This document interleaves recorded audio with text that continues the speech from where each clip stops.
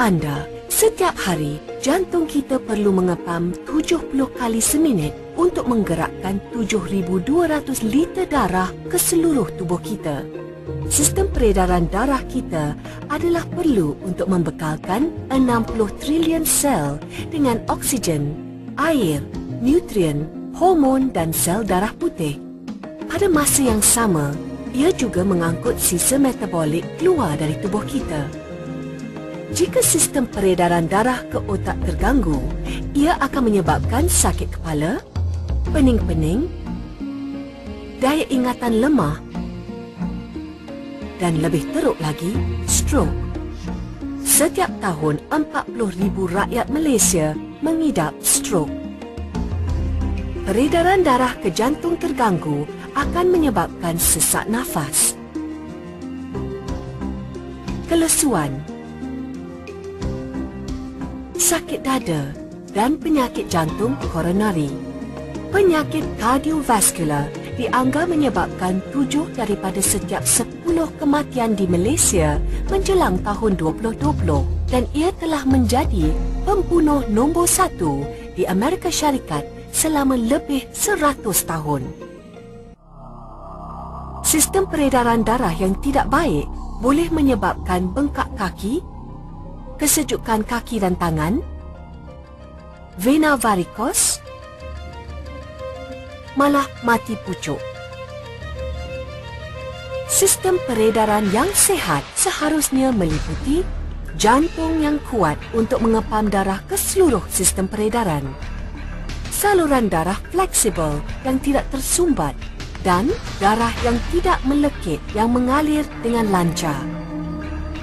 Namun demikian, akibat peningkatan usia, gaya hidup tidak sihat seperti tekanan, merokok, kurang bersenam, terlampau banyak makan makanan terproses serta keadaan kesihatan yang tidak baik seperti obesiti, diabetes dan hipertensi boleh menyebabkan pengumpulan kolesterol, radikal bebas dan homocysteine di dalam saluran darah dan menyebabkan darah menjadi pekat.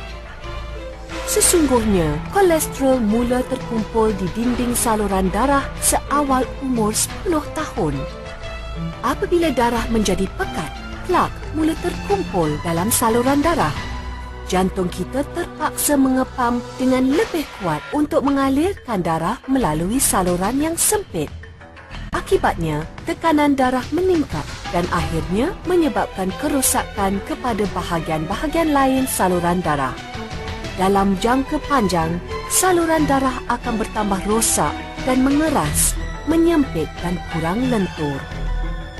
Oleh itu, kita memerlukan satu penyelesaian holistik untuk menjaga jantung, saluran darah dan darah kita demi fungsi sistem peredaran darah yang optimum.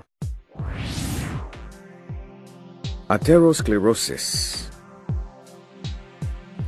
Aterosklerosis adalah penyakit kronik vaskular yang progresif, di mana plak akan berkumpul di dinding arteri.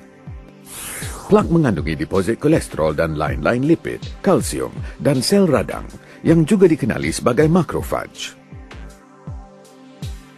Plak tersebut akan menimbulkan pelbagai komplikasi. Pertama, plak akan berkumpul di dinding arteri, di mana ia akan menyempit dan akhirnya menyekat pengaliran darah. Kedua, plak akan tertanggal daripada dinding arteri pada bila-bila masa dan arteri menjadi sempit serta-merta. Plak yang tertanggal ini juga dikenali sebagai trombus. Ketiga, plak akan melemahkan dinding arteri sehingga menyebabkan arteri membengkak dan menonjol keluar. Ia dikenali sebagai aneurisma. Pendarahan dalaman yang parah akan berlaku sekiranya aneurisma pecah. Bagaimana aterosklerosis terjadi?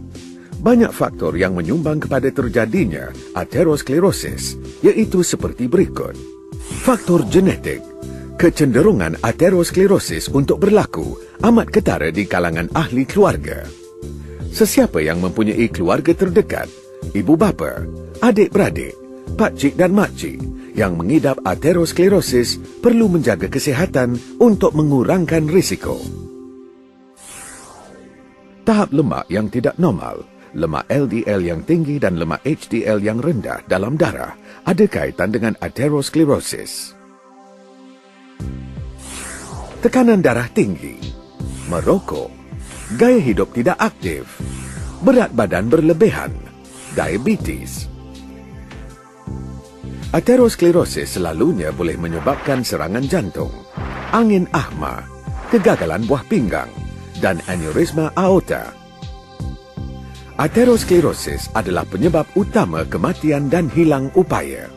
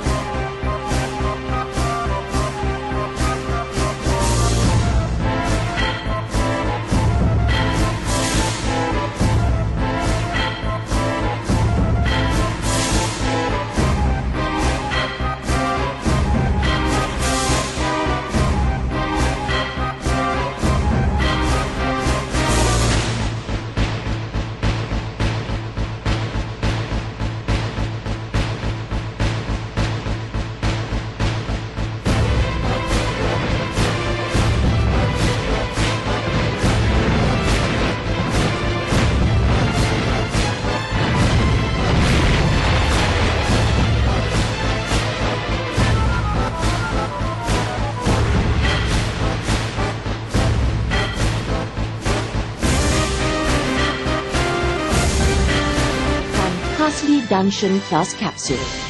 Produk ini merupakan kombinasi teori lama perubatan herba dengan sains moden. Duntion Plus Capsule dapat mengawal faktor risiko penyakit jantung seperti diabetes, paras kolesterol dan tekanan darah.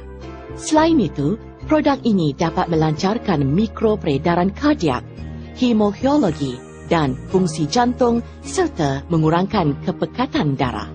Ramuan utama Duntion Plus Capsule terdiri daripada Duntion, Noto Ginseng, Radix Astragalli dan Rosewood. Proses penghasilan Duntion Plus Capsule merupakan proses yang amat rumit dan ketat. Duntion adalah sangat biasa digunakan di negara China untuk merawat penyakit yang berkaitan dengan aterosklerosis seperti penyakit kardiovaskular dan penyakit cerebrovaskular.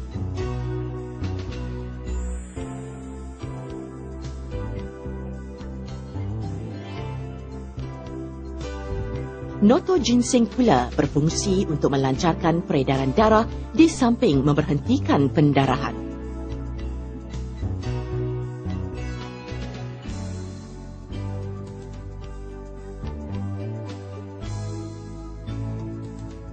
Radix Astragalli merupakan perubatan Cina yang biasanya digunakan untuk mengekalkan tenaga vital, di mana ia dapat menggalakkan limpa untuk membekalkan darah dan menjaga berparu serta menguatkan badan.